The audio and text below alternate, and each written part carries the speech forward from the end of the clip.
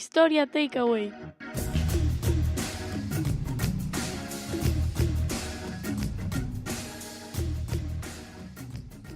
Que povos habitaban a Península Ibérica chegada dos romanos? Quen foron os íberos? Existiron celtas na Península Ibérica? Galiza foi celta? Que ten que ver con todo isto a cultura castresa? Tentaremos dar resposta a estas preguntas, mas para iso primeiro viaxemos ata 218 a.C. Onde?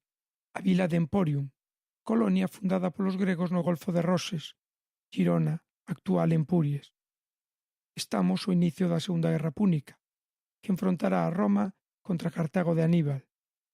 Mas deixémoslo contar a Tito Livio, o famoso historiador romano de tempos do emperador Augusto. Mentres estas cousas acontecían en Italia, Neo Cornelio Escipión, enviado a Hispania cunha escuadra e un exército, zarpou das bocas do Ródano e dobrando os montes Pirineos abordou en Ampuries. Desembarcou alí o exército e, comenzando polos lacetanos, someteu para Roma toda a costa até o Ebro, unhas veces renovando alianzas, outras establecéndoas. Situémonos. Xa vos presentamos aos romanos, que van xogar un papel fundamental nesta historia, mas non son os protagonistas. Hoxe coñeceremos aos povos cos que se van a topar na Península Ibérica. Mas para coñecelos, temos que remontarnos un pouco máis atrás, en concreto a chegada da tecnoloxía do ferro, a partir dos 750 a.C. Imos falar do primeiro milenio a.C., da idade de ferro na Península Ibérica. Mais tamén hai quen se refire a este período como a protohistoria. Que significa? Un período a cabalo entre a prehistoria e a historia antiga. Sí, porque a historiografía data o inicio da historia antiga na península coa chegada dos romanos. O que habería antes sería a protohistoria, un período da historia onde un pobo non xenera documentos escritos, mas posúe tradicións, lendas que fan referencia a sí mesmos e que buscan ter unha proxección histórica. Queren deixar a súa pegada na historia, aínda que non son quen de facelo coa escrita. Estes povos protohistóricos teñen modelos de organización social que xa nos indican que van camiño de ter unha cultura escrita e de conformar estados. Nesta situación estarían algún dos povos peninsulares cando chegaron os romanos, aínda que non todos. Non vos sorprendades se ledes ou escoitades interpretacións diversas, mesmo contradictorias, sobre estes povos que viviron no primeiro milenio antes de Cristo na Península Ibérica.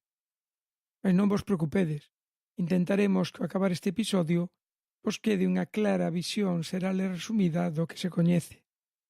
Estamos ante un período que presenta moitas incertezas, e isto ben motivado pola escaseza e as limitacións das fontes historiográficas. A principal fonte de coñecemento histórico é a escrita.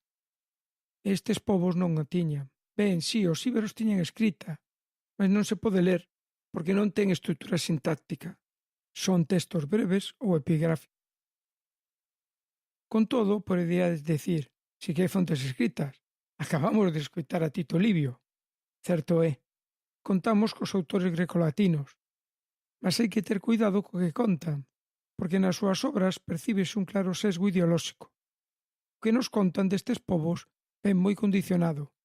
Para empezar, só lles interesa cando entran en contacto con eles, con Roma, por exemplo. Normalmente, só se fixan no que aos seus ollos lles parecía estrano e raro, e utilizan clichés e tópicos, como se pode ver en Estrabón, ou a falar deles como montañeses ou bárbaros. A isto únese a distancia temporal entre o que nos contan e os feitos narrados, como é o caso da Oda Marítima de Rufo Festo Avenio, escrita no século IV despois de Cristo, mais sobre povos de había de séculos, do VI a.C. Entón, como sabemos deles? Que fontes utilizan as e os historiadores?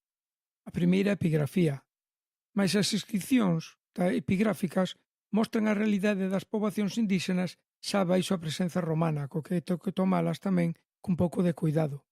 Tamén teríamos a arqueoloxía, co problema que é moi incompleta. Existen valeiros xeográficos e onde hai, faltan perfis estratigráficos para coñecer máis a evolución destes povos.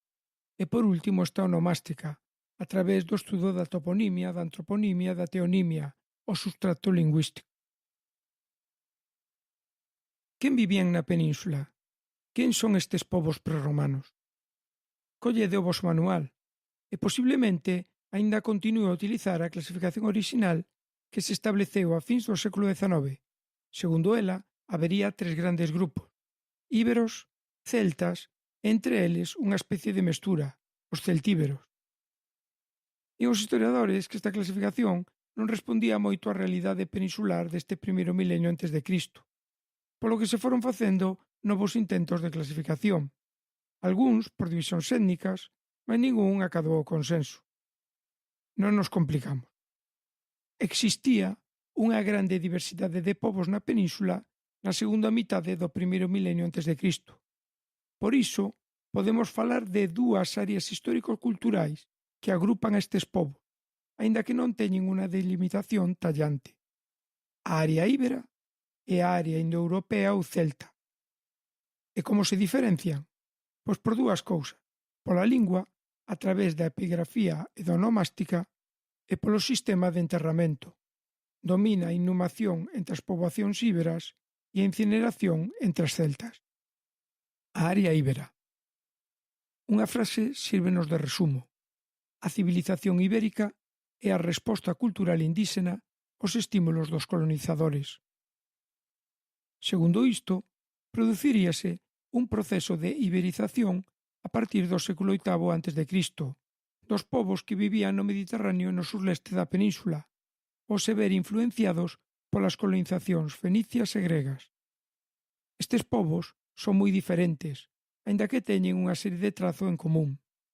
Unha lingua en común, dende o punto de vista político, o desenvolvimento dunha especie de monarquía, a importancia que ten o comercio na súa economía, e que todos estes povos serán rapidamente absorbidos polos romanos tras a conquista. Onde se localizarían estes povos íberos? En dúas zonas, no Levante e na zona sur. Por unha banda estaría a zona íbera propiamente dita, o Levante e Cataluña, onde se vería con gran claridade a influencia das colonizacións fenicia e grega. No Levante atopamos povos como os edetanos ou os costetanos.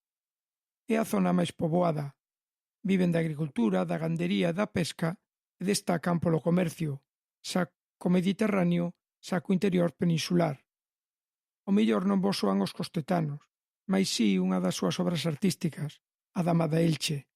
Móstranos a importancia da arte e a clara influencia grega. En Cataluña podemos mencionar a iderguetes e indiguetes. Dende o punto de vista económico, destacarían polo cultivo de cereais. Tamén son salientable a construción de povos con grandes sistemas defensivos. A outra grande área íbera é a zona sur da península, na actual Andalucía. Ademais de fenicios e gregos, resáltase a influencia que tería sobre eles a chamada cultura de Tarteso. É unha zona que presenta un gran desenvolvemento urbanístico e cultural. Temos na parte occidental os turdetanos, que se dedicarían fundamentalmente á agricultura e ao comercio. A súa urbanización foi tardía, mas moi rápida.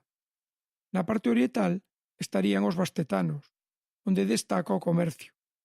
Fálase das riquezas das súas élites, que coñecemos a través dos ensovais dos enterramentos. Outro pobo que poderíamos mencionar son os oretanos, dedicados á minaría no Alto Guadalquivir. A zona indoeuropea ou celta. A segunda grande área histórico-cultural que atopamos na península no primeiro milenio antes de Cristo é a área indoeuropea ou celta. Este é un termo esencialmente lingüístico. É unha zona onde se dá un claro dominio das linguas indoeuropeas. Algúnas teñen carácter céltico, como a dos celtíberos, mais outras non son propiamente célticas, como a dos lusitanos no centro de Portugal. Existe unha grande diversidade de povos dentro desta zona, cada un do seu pai e da súa nai, como di a expresión, mais que presentan uns aspectos comuns. A economía de que viven, fundamentalmente da agricultura e da gandaría. O comercio ten unha menor importancia que entre os íberos. Destácase tamén o papel e o peso que ten a guerra nestas sociedades. Dende o punto de vista político, non atopamos un equivalente a esa monarquía dos povos íberos.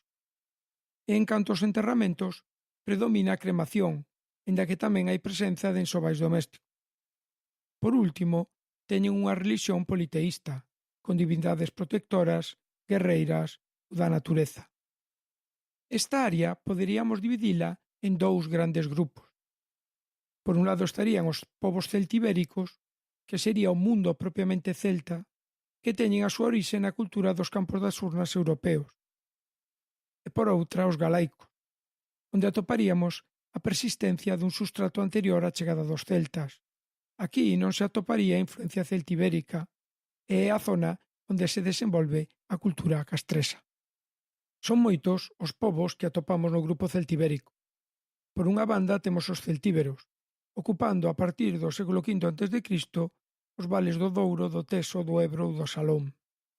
Teñen un pasado centroeuropeo, destaca o seu hábitat, a ópida celta, unhas cidades fortemente fortificadas, e entre as principais actividades económicas destaca a gandaría de subsistencia e algo de comercio, con armas de ferro.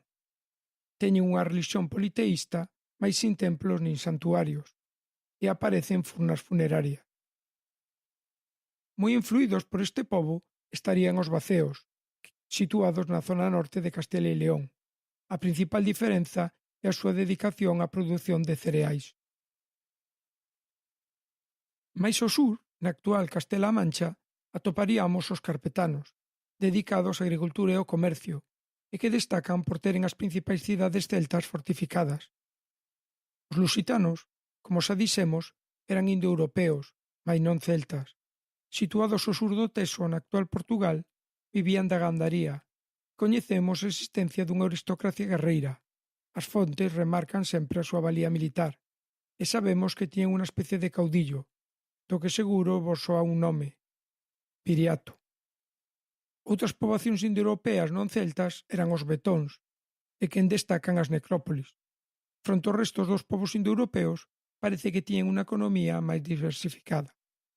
E por último, teríamos que mencionar outros povos do norte: astures, cántabros, vascóns, turmódigos ou bárdulos. Despois de facer este somero repaso dos principais povos celtibéricos, pasemos ao segundo grande grupo de povos da área indoeuropea ou celta: os galaicos. Son os propios romanos quen singularizan estes povos entre os da península. Serán os que atoparemos integrados posteriormente na Galaecia. Mais descoñécese os límites territoriais exactos. Atoparíamolo até o río Navia polo leste ou até o Douro polo sur, aínda que se fala dunha zona de influencia máis ampla. Abrangarían unha gran variedade de povos: ártabros, cuarquernos, guigurros, límicos, tamaganos, calaicos e outros. Destes últimos, situados no sur da futura Galaecia, é dos que os romanos utilizarían o nome para se referir ao conxunto de povos.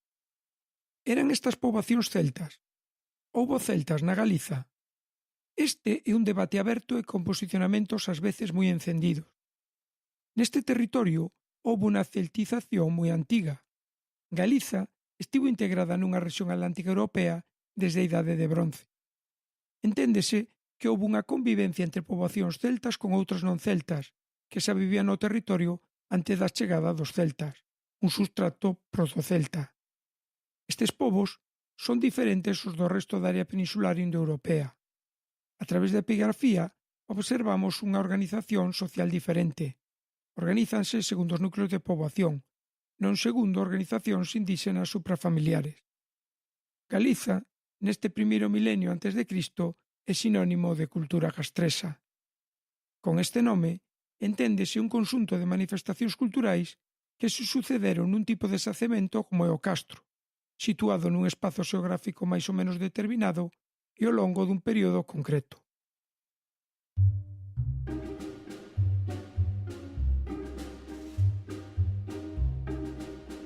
O concepto é o concepto.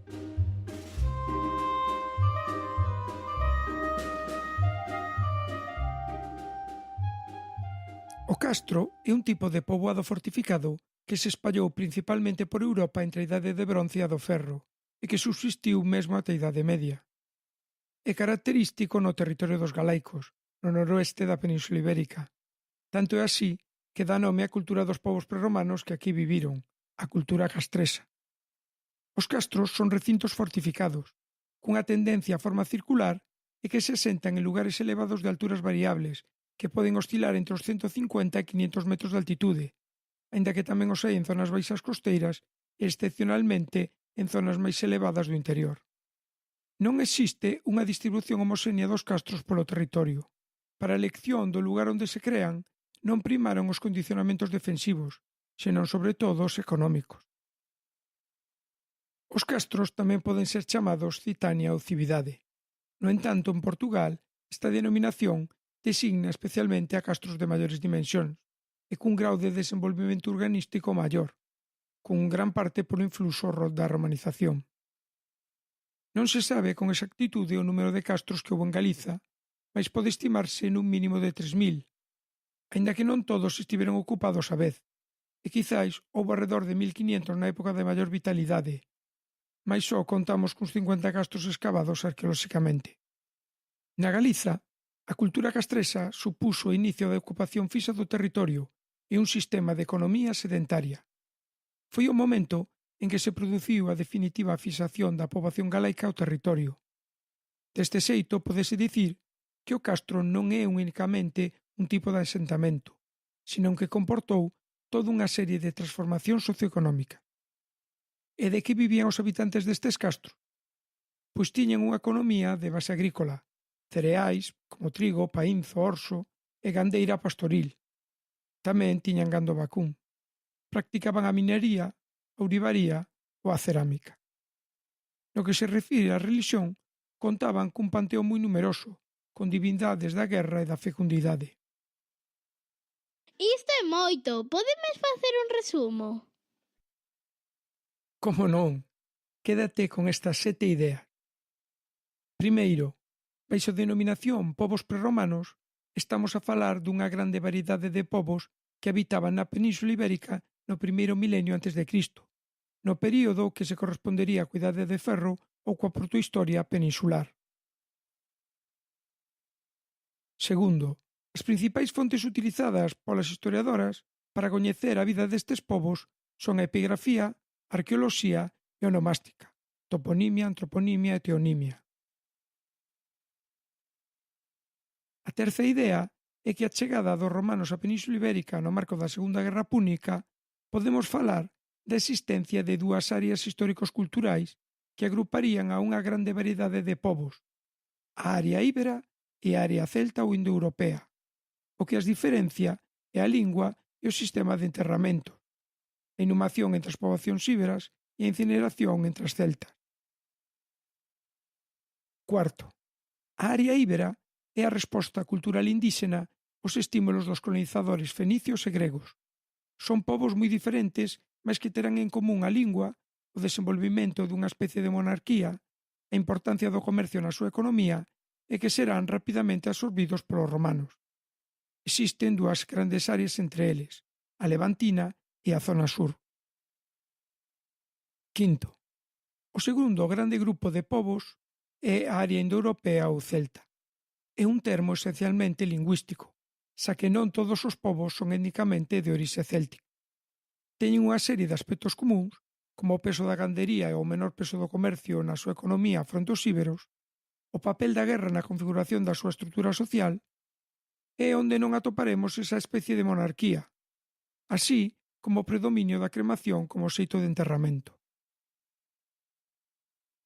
Sexto, a área indoeuropea ou celta dividímola en dous grupos, os celtibéricos, o mundo propiamente céltico, que se estende polo centro e o sur da Península Ibérica, e os galaicos, onde se dé unha celtificación mais que conserva un forte sustrato das poboacións previas.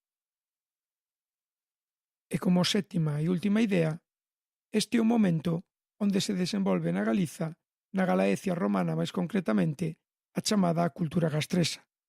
Os castros supoñen a ocupación fixa do territorio e o desenvolvimento dun sistema de economía sedentaria no noso territorio. Ao longo de todo este episodio escoitamos a grande variedade de povos existentes na Península Ibérica durante o primeiro milenio antes de Cristo, un período que podemos encadrar na Idade de Ferro ou baixo o termo protohistoria. Un grande número de povos, coas súas singularidades, que habitaban o solo peninsular, e que foron evolucionando debido ao contacto con povos e culturas vindas do Mediterráneo, como as colonizacións fenicias e gregas, ou de Centro Europa, como a chamada cultura de Campo de Furnas, ou mesmo as influencias atlánticas sobre as poboacións da futura Galaecia. Non gostaríamos de acabar sen facer unha mención ao título co que normalmente se presenta esta época: os povos prerromanos da península. Quen vivían na Península Ibérica cando chegan os romanos? Os futuros conquistadores. Constrúese e relátase a historia dende a perspectiva do conquistador. Mais non é o único caso. Quen non ouviu falar dos povos precolombinos para tratar a historia da grande variedade de povos amerindios cos que se van a topar os casteláns tras a chegada de Colón a América en 1492. Mais isto é outra historia, ou a mesma, mais noutro episodio. E agora sí, xa chegamos a fin do episodio. Que tal? Pareceuche longo? Curto? Foi claro? Non o foi? Hai algo que non entendiches? Liches algo no teu manual, liches nalgún libro algo e non che cadra co que ves de escoitar?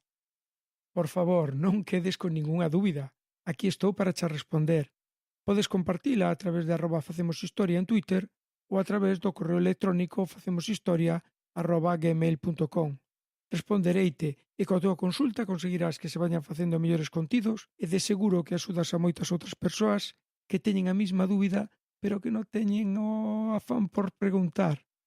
E lembra que nas notas do episodio poderás acceder a outros materiais sobre os temas e os conceptos dos que falamos neste episodio. Non dubides en suscribirte ao podcast. Síguenos a través de iTunes, Apple Podcast, iVoox, YouTube ou a través de calquera aplicación do teu podcatcher favorito.